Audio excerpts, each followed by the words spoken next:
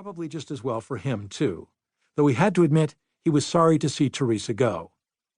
In addition to mutual attraction, he hadn't imagined that, had he? They had a fair amount in common. As a young woman, she also had thought she might have a vocation, and had flirted with the convent, much as Teddy had with divinity school. And he sensed that somewhere in Teresa's past there dwelt a profound sadness or disappointment that she never spoke of, something she'd either prevailed over or fought to an honorable draw. Did it have something to do with her being biracial? Had she been made fun of as a child?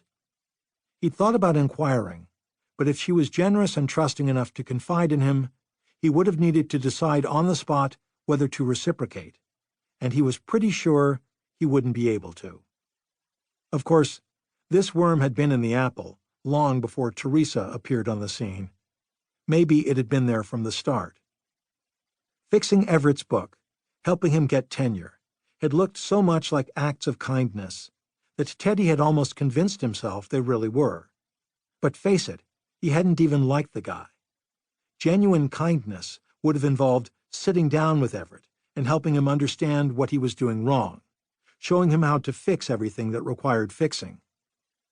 Teddy had told himself there wasn't time for any of that, but truthfully, he'd just been impatient, and this, when examined honestly, looked a lot like contempt, maybe even misanthropy. Worse, he knew all too well how he came by it. How many times as a boy had he asked his parents for help, only to have them snatch the paper or pen out of his hand and just do whatever it was he needed help with, as if his presence in their lives and incessant demands on their time were just too exhausting for words. Clearly, he wasn't worth their effort. If he had been, they'd gladly have spent that time with him. Apparently, this was the kind of man he'd become. Not just odd, Teresa's verdict, but the sort of person who snatched things.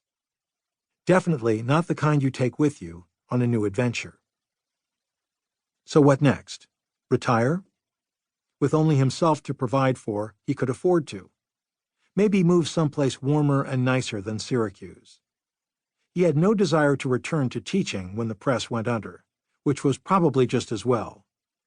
His department chair had long been resentful of Teddy's cushy editing job, and with Teresa gone, there was nothing to prevent the man from terminating his contract. If that happened, he'd have to find some other way of keeping busy, possibly as a freelance copy editor. A lot of books he read these days needed one, and copy editors weren't expected to work with writers, just to correct their mistakes and pick the spinach out of their teeth. Necessary work. But was it necessary for him? A whole new endeavor would make better sense. But what? How could he decide? It would be like being asked to choose a college major all over again at age 66. Maybe life didn't allow you to remain a generalist forever. When the announcement came over the speaker that the ferry would be docking shortly and that drivers should return to their vehicles, Teddy discovered that he'd edited less than a page since leaving Woods Hole. He might as well have gone out on the deck and basked in the soul-warming sunlight. Why the hell hadn't he? Outside, the glare was so intense that Teddy, emerging from the relative dark of the snack bar, had to shut his eyes tight. Could it really be this bright? Or was the intensity a harbinger of nasty things to come? Sometimes his spells were preceded by general heightening of the senses.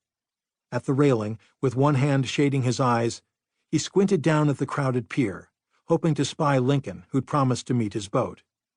He just about concluded that his old friend must have been delayed when he spotted him among the throng.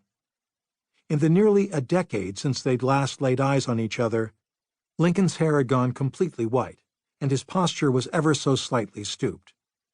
The real shock, though, was his companion, the dark-haired young woman whose shoulder he had his arm around. Jacy! Was it the sight of her after all these years, or the side of the ferry nudging the slip, that caused Teddy to momentarily lose his equilibrium and grab onto the rail for support? It's not her, he told himself, shutting his eyes once more against the blinding sunlight. It's not, because it couldn't be. The girl on the pier